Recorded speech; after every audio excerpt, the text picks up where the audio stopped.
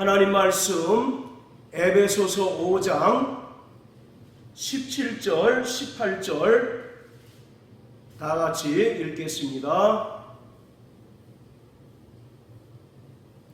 자, 같이 읽습니다. 시작. 그러므로 어리석은 자가 되지 말고 오직 주의 뜻이 무엇인가 이해하라. 술 취하지 말라. 이는 방탕한 것이니 오직 성령의 충만을 받으라. 아멘. 자, 18절 다 같이 한번 읽습니다. 시작. 술 취하지 말라. 이는 방탕한 것이니 오직 성령의 충만을 받으라. 아멘. 한국교회는 금주와 금연이라는 아름다운 전통이 있습니다.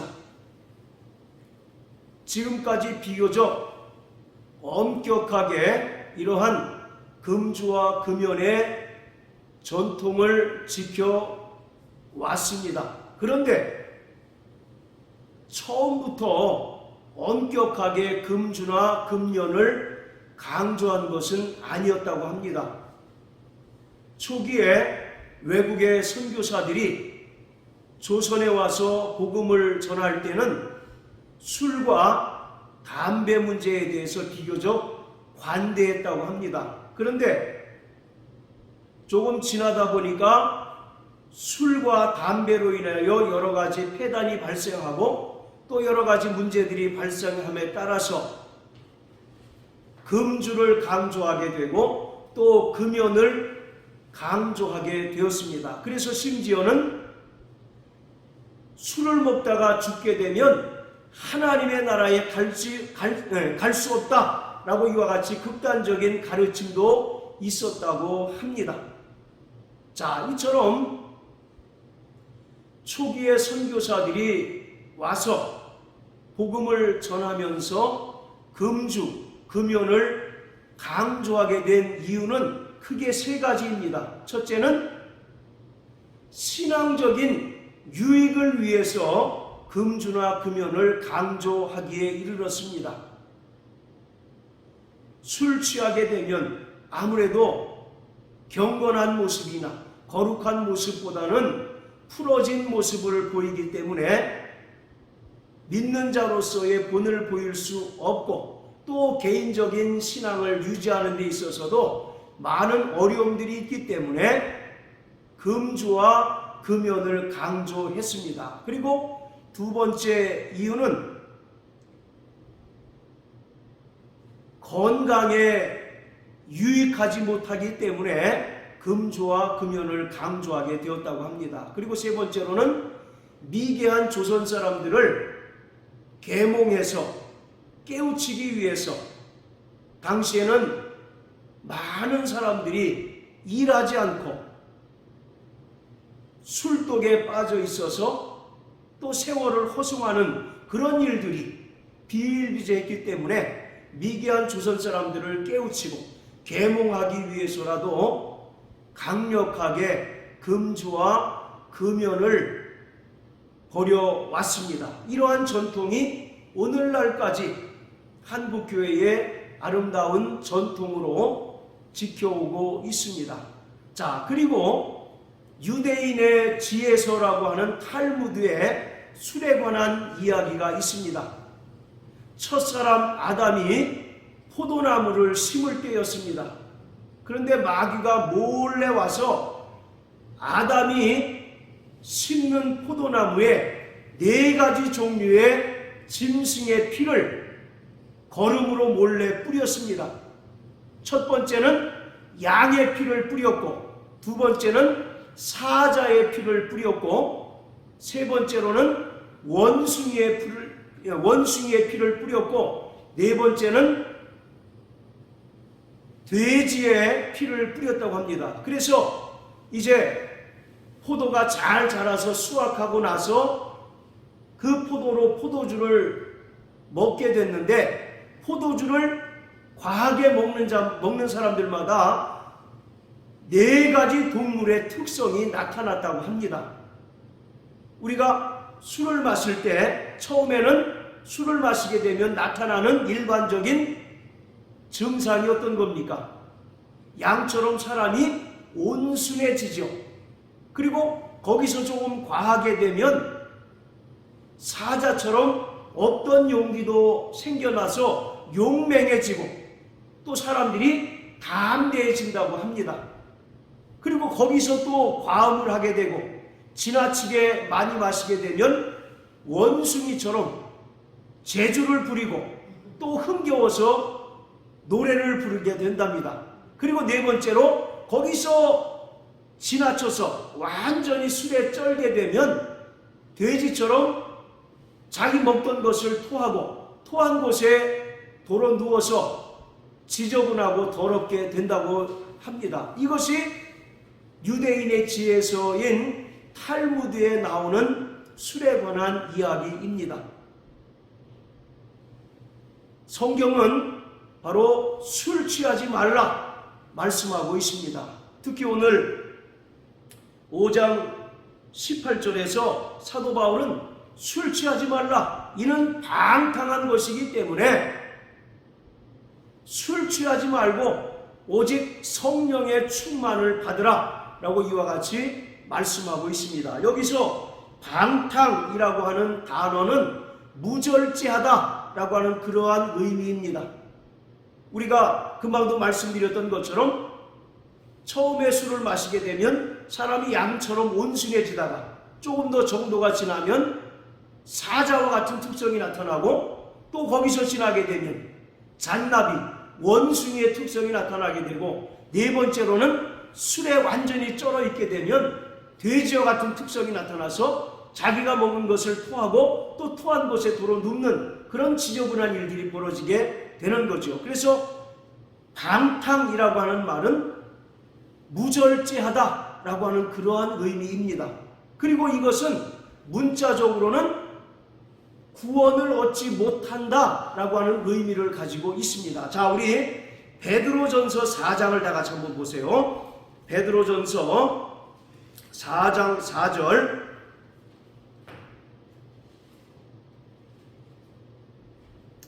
자, 3절 4절 다 같이 읽겠습니다. 베드로전서 4장 3절 4절 시작. 너희가 음란과 정욕과 술취함과 방탕과 연락과 무법한 우상 숭배를 하여 이방인의 뜻을 조차 행한 것이 지나간 때가 족하도다. 이러므로 너희가 저희와 함께 그런 극한 방탕에 가름질하지 아니한 것을 저희가 이상히 여겨 비방하나. 너희가 과거에는, 즉 예수를 믿기 전에는 이방인들과 같이 극한 방탕에 속하였다라고 이와 같이 말씀하고 있습니다. 그런데 이제는 예수를 믿고 나서는 우리에게 절제의 능력이 생겨서 더 이상 음란과 정욕과 술취함과 방탕과 연락과 무법한 우상 숭배에 빠지지 않게 되고 자신을 성령으로 말미암아 절제하는 힘이 생겨나게 됐다는 거예요. 그래서 이방 사람들이 예수 믿는 사람들을 조롱한다는 겁니다. 아니, 너희는 전에는 이렇게 방탕한 생활을 하다가 언제적부터 예수를 믿었다고 이렇게 절제하는 생활을 하느냐라고 핀잔을 주고 예수를 믿는 사람들을 조롱한다는 것입니다. 자, 이처럼 방탕이라고 하는 것은 도무지 자기 스스로를 컨트롤하지 못하고 절제하지 못하는 상태를 방탕이라고 이와 같이 말하고 있습니다. 자, 그렇다면 왜 사도 바울은 술 취하지 말라고 강력하게 권고하고 있을까요? 술 취하게 되면 방탕에 빠지게 되고 그 방탕이 지속되게 되면 자기가 얻은 구원의 믿음을 상실할 수 있게 되기 때문입니다. 그리고 하나님의 나라를 유업으로 받을 수 없는 그런 상태에 이를 수 있기 때문에 사도 바울은 술 취하지 말라, 이는 방탕한 것이다 라고 말씀하고 있습니다. 방탕이 지속되게 되면 죄의 정욕에 끌려 더 이상 회개할 능력을 상실하게 되고 더 이상 자신이 죄를 범하는 것을 깨달았음에도 불구하고 회개할 힘을 상실하여서 육체를 불의의 병기로 사용하고 죄의 종력에 끌려 더 이상 죄의 종노릇함으로 말미암아 자신이 예수님의 은혜를 믿음으로 말미암아 얻은 그 구원의 믿음을 잃어버리고 또 하나님의 나라를 유업으로 받을 수 없는 최악의 경우가 생길 수 있기 때문에 바울은 술 취하지 말라, 이는 방탕한 것이다 라고 말씀하고 있습니다. 자, 또 고린도전서 6장을 다 같이 한번 보십니다. 고린도전서 6장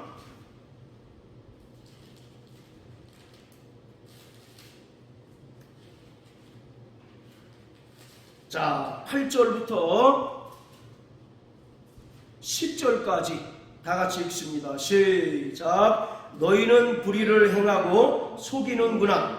저는 너희 형제로다. 불의한 자가 하나님의 나라를 유업으로 받지 못할 줄을 알지 못하느냐. 미혹을 받지 말라. 음란한 자나 우상 숭배하는 자나 간음하는 자나 탐색하는 자나 남색하는 자나 도적이나 탐남하는 자나 술 취하는 자나 후욕하는 자나 토색하는 자들은 하나님의 나라를 유업으로 받지 못하리라. 자, 9절에 보면 불의한 자가 하나님의 나라를 유업으로 받지 못한다 라고 말합니다. 그리고 불의한 일이 구체적으로 무엇인가를 계속 설명하고 있는데 10절에 다시 사도 바울은 이러한 자들이 하나님의 나라를 유업으로 받지 못한다 라고 말씀하고 있습니다. 그런데 그 불의한 일 중에 10절에 보면 어떤 죄가 있느냐면 도적이나 탐남하는 자나 그리고 어떤 죄가 있습니까? 술 취하는 자나, 바로 술 취하는 자도 하나님의 나라에 들어가지 못하고 또 하나님의 나라를 유업으로 받지 못한다고 분명하게 말씀하고 있어요. 여기서 이 술 취하는 것이 어느 정도이냐라고 하는 것에 대하여 논란이 있겠지만 바로 여기서 말하는 술 취하는 것은 완전히 술에 쩔어 있고 또 술에 인박혀서 도무지 자기를 컨트롤할 수 없고 도무지 자기를 절제할 수 없는 그 상태가 지속되는 경우를 말하고 있습니다. 이러한 자들은 말씀드린 것처럼 더 이상 회개할 능력을 상실해 버렸습니다. 자신이 분명히 믿음에 있어서 잘못된 길로 간다는 것을 분명히 인지하고 알았음에도 불구하고 더 이상 이미 죄의 종력에 끌려 사는 그러한 상태이기 때문에 회개할 능력을 상실하고 회개할 힘이 없기 때문에 무절제한 채로 그대로 죄에 끌려 살아가고 있는 그러한 모습을 말하고 있어요. 이러한 자들은 결국 구원받은 믿음을 잃어버릴 수 있다는 것입니다. 그리고 하나님의 나라를 유업으로 받지 못한다라고 말씀하고 있어요. 여러분, 하나님의 나라를 유업으로 받지 못한다는 얘기가 무슨 말입니까? 가장 간단하게 이야기하면 하나님 나라에 들어갈 수 없다는 거예요. 즉 최종적인 구원에 이를 수 없다는 것을 말씀하고 있습니다.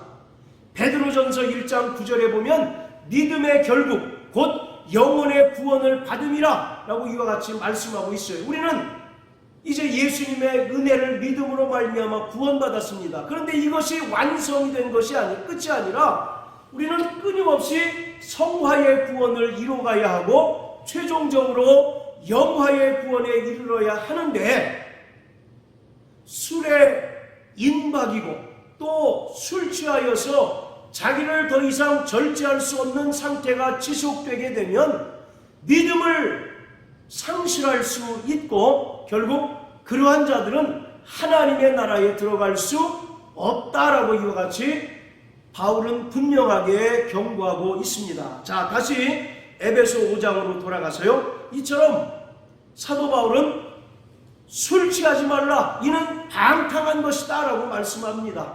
결국 방탕의 끝은 구원받은 믿음을 상실하는 것이고 하나님의 나라를 유업으로 받지 못하는 그러한 상태에 이를 수 있기 때문에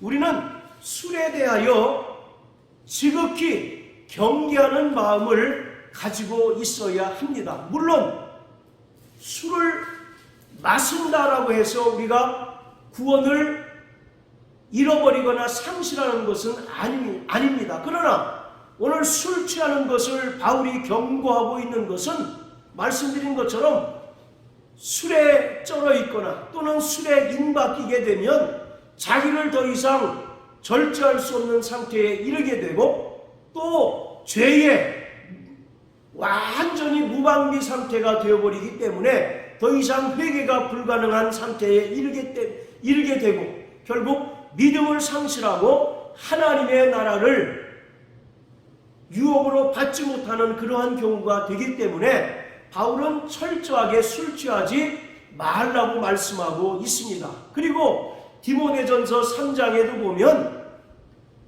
장로와 집사의 자격을 말할 때에도 술을 즐기지 아니하는 자가 장로가 되어야 된다라고 말씀합니다. 그리고 집사의 자격을 말할 때도 술에 인박이지 말아야 된다라고 말씀합니다. 여기서 인박이다라고 하는 것은 완전히 술에 쩔어 있는, 그래서 술을 탐닉하는 바로 그러한 상태를 말하고 있습니다. 자, 이처럼 오늘 우리는 철저하게 술 취하는 것을 경계하는 자가 되어야 합니다. 반면에 바울은 오직 성령의 충만을 받으라 라고 말씀하고 있습니다. 자, 따라하세요. 나 영혼아, 성령의 충만함을 받자. 성령의 충만함을 받자. 네, 바로 성령으로 충만한 자는 성령에 의하여 철저하게 절제된 삶을 살아갈 수 있고 또 성령에 의하여 지배를 받음으로 말미암아 예수 그리스도의 형상을 회복하고 예수님의 성품을 닮아가는 성화의 삶을 살아갈 수 있습니다. 술 취하는 자는 예수님의 성품을 닮아갈 수 없고 오히려 믿음을 빼앗기고 또 하나님의 나라를 유업으로 받지 못하는 결과를 초래하게 되지만 성령으로 충만한 자는 성령에 의하여 자기가 철저히 컨트롤 당하고 절제 당하기 때문에 하나님 아들 예수 그리스도의 형상을 회복하고 또 예수님의 성품을 닮아가는 성화의 삶을 온전히 살아갈 수가 있습니다. 그렇기 때문에 우리는 성령의 충만함을 받는 자가 되어야 합니다.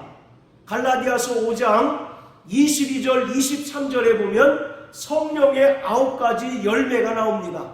그 중에 절제의 열매가 있어요. 이처럼 우리가 다 성령으로 충만할 때 우리 안에서 절제의 열매를 맺히게 되고 또 성령에 의하여 우리가 철저하게 지배받고 절제되는 삶을 살아가기 때문에 하나님의 거룩하심을 따라 거룩한 삶을 살고 또 예수님의 그 아름다운 성품을 닮아가는 성화의 삶을 온전히 살아갈 수가 있습니다. 할렐루야. 네. 자, 그런데 18절에서 오직 성령의 충만을 받으라 라고 말씀하고 있는데 신약 성경에서는요 성령 충만을 두 가지로 표현하고 있습니다. 하나는 은사적인 충만과 또 하나는 내적인 충만으로 설명하고 있습니다. 그래서 은사적인 충만을 설명할 때는 헬라어 핀플레미라고 하는 단어를 사용합니다. 이것은 고린도전서 12장에 나오는 성령의 9가지 은사가 우리를 통해서 나타나는 것을 말하고 있어요. 그래서 우리가 성령 충만할 때 우리에게서 성령께서 주시는 그 은사와 권능들이 우리를 통해서 나타나게 됩니다.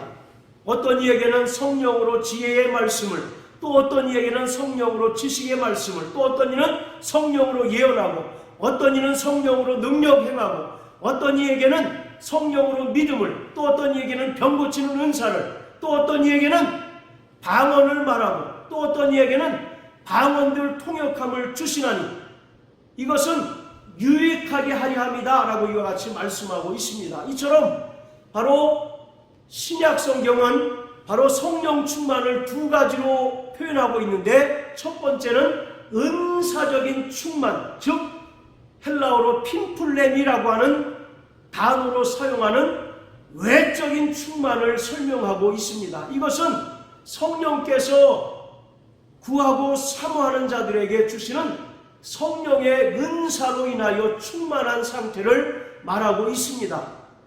성령님께서 우리에게 은사를 주시는 까닭은 그 은사를 통해서 자신의 신앙생활에 유익을 가져오게 하고, 또 교회를 온전히 세우는 일에 귀하게 쓰임받도록 우리에게 성령의 은사를 주시는 것입니다. 자, 그리고 또 하나 성령 충만은 플레로라고 하는 단어가 사용이 되었는데, 이것은 내적인 충만입니다. 첫 번째 외적인 충만, 은사적인 충만이 있다면, 다른 한편으로는 바로 내적인 충만, 즉 성령이 내주하셔서 우리를 주장하시고 지배하심으로 말미암아 우리가 과거 옛사람의 성품을 따라 살지 않고 예수님의 성품을 닮아가고 예수님의 성품으로 변해가는 그러한 삶을 살아가는 바로 내적인 충만의 상태가 있습니다. 이것은 반드시 성령의 9가지 열매를 맺도록 되어 있어요. 이처럼 우리는 날마다 성령으로 충만하기를 사모하고 성령의 충만함을 구해야 합니다. 마태복음 7장에 보면 구하라 그러면 주실 것이고, 찾으라 그러면 찾을 것이고, 두드리라 그러면 열릴 것이니 너희 천부께서 가장 좋은 것을 너희에게 주시지 않겠느냐라고 말씀하고 있습니다. 그런데 오늘 우리에게 가장 좋은 것은 바로 성령이십니다. 성령이 우리에게 오셔서 우리를 충만케 하심으로 말미암아 우리는 은사적인 충만도 경험하는 자가 되어야 하고, 또 한편으로 우리 안에 내적인 충만이 있어서 우리가 끊임없이 예수님의 성품을 닮아가고 우리가 끊임없이 예수 그리스도의 형상을 닮아가는 성화의 삶을 살아가야 하는 것입니다. 오늘 18절에서 사도 바울이 오직 성령의 충만을 받으라 라고 할 때 이 성령의 충만이라고 하는 것은 내적인 충만을 말합니다.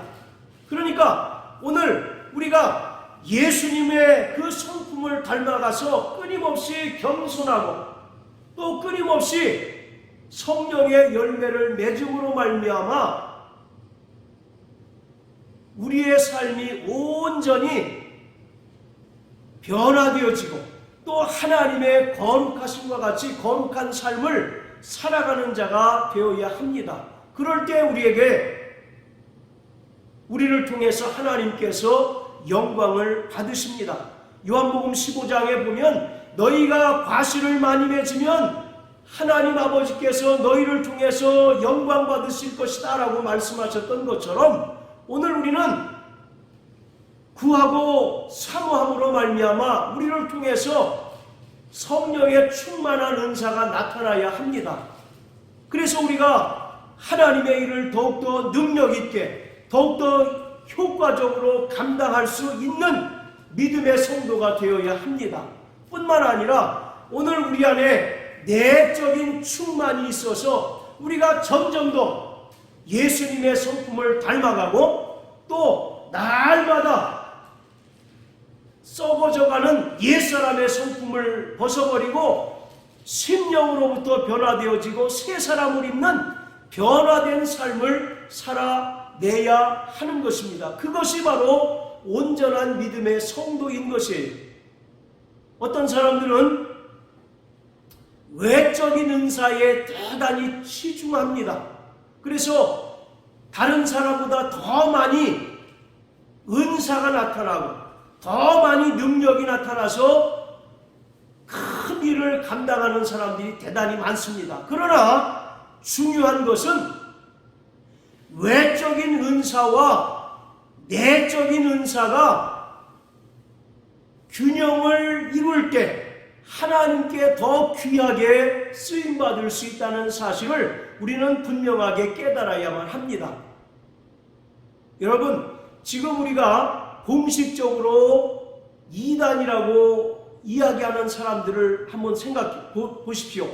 그 사람들이 처음부터 신앙생활할 때 이단이 되려고 신앙생활을 하진 않았을 거 아니겠습니까?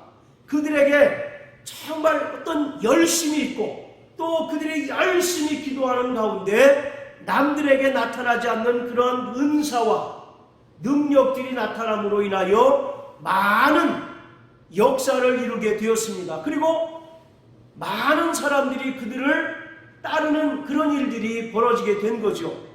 그런데 그들에게 나타나는 은사와 능력에 비례해서 그들에게서 성령의 열매가 맺어지지 않음으로 인하여 그들이 자신들에게 나타나는 은사나 능력들을 과시하고 또 자신을 자랑하는 수단으로 삼게 되었기 때문에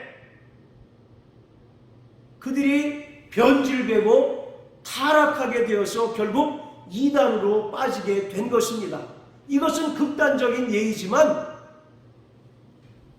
우리 주변에도 초기에는 많은 능력을 행하고 또 많은 은사를 행하다가 언제부턴가 우리 주위에서 보이지 않는 많은 사람들이 있습니다. 그 사람들이 과연 어디로 갔을까요? 그 사람들이 믿음을 버리고 세상으로 돌아간 이유가 무엇일까요? 그것은 그들에게 은사가 충만히 나타나고 또 많은 이적과 능력이 나타났지만 한편으로 그것을 받쳐줄 수 있는 인격이 올바로 형성되지 않았기 때문에 그것이 자신을 과시하고 또 자신을 나타내고 자신을 우쭐하게 만드는 그런 요소가 됐기 때문에 결국 타락하고 변질되고 결국 믿음을 버리고 세상으로 돌아가게 된 것입니다. 그렇기 때문에 열매가 나타나지 않는 은사는 어찌 보면 대단히 위험할 수 있다는 사실을 우리는 분명히 깨달아야만 합니다. 할렐루야. 어떤 좋은 칼이 있다고 한번 생각해 보세요. 그 칼이 좋은 요리사에게 쥐어졌다면 그를 통해서 아름다운 요리가 만들어질 것입니다. 그렇지만 인격적으로 다듬어지지 않고 미성숙한 어린아이가 좋은 칼을 잡고 있다고 생각해 보세요. 얼마나 위험천만한 일이겠습니까? 혹시라도 그 날카로운 칼로 자기 자신을 상하거나 또는 베는 도구로 사용될 수 있을 것 아니겠습니까? 이와 같이 바로 내적인 충만은 우리의 인격이 변화되는 것입니다. 우리의 인격이 예수님의 인격으로 변화되어지고 우리의 성품이 예수님의 성품으로 변화되는 것을 내적인 충만, 즉 플레로의 충만이라고 성경은 말씀하고 있습니다. 고린도전서를 보면 다른 어떤 교회보다 은사가 충만한 교회였습니다. 그런데 한편으로는 가장 문제가 많은 교회가 고린도 교회였습니다. 왜 그렇습니까? 다른 교회에 비해서 월등히 많은 은사가 나타나고 또 성령의 충만한 역사가 나타났던 교회가 고린도 교회였지만 고린도 교회는 네 배로 나뉘게 되고 또 성적인 문제뿐만 아니라 우상숭배의 문제 그리고 그 은사를 자기 과시의 수단으로 삼기 때문에 교회가 어려움을 겪게 되었어요. 바로 그렇습니다.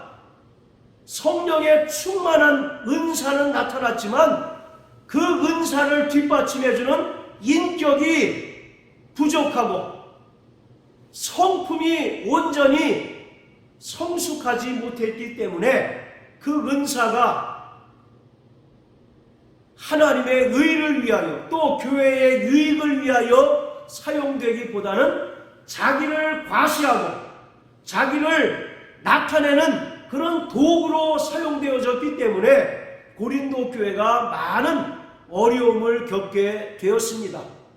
그러므로 사랑하는 성도 여러분, 우리가 날마다 성령의 충만한 은사를 구하는 만큼 오늘 우리 안에 내적인 성령의 충만을 구하는 자가 되어야 합니다. 아니, 먼저 우리 안에 내적인 충만이 있기를 간절히 구하는 자가 되어야 합니다.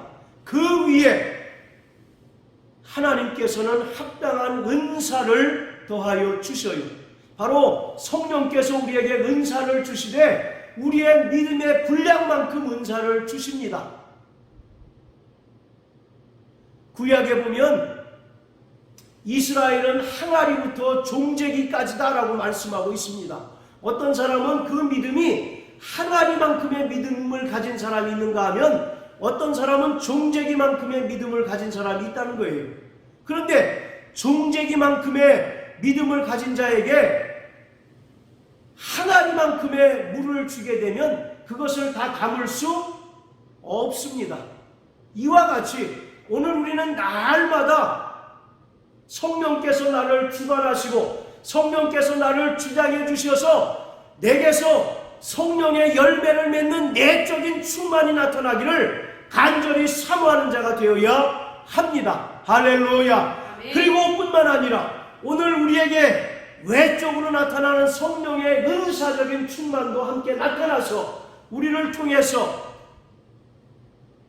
하나님의 역사가 더욱더 활발하게 나타날 뿐만 아니라 그리스도의 몸된 교회에 유익을 끼치는 그러한 믿음의 성도가 되어야 합니다.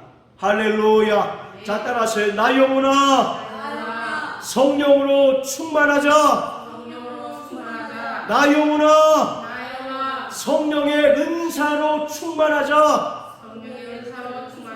나 영혼아 성령의 열매를 맺는 자가 되자.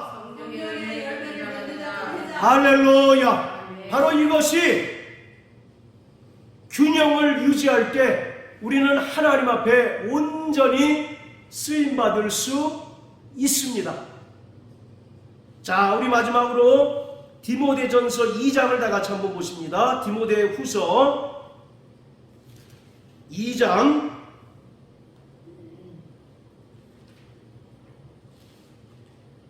자, 20절 21절입니다.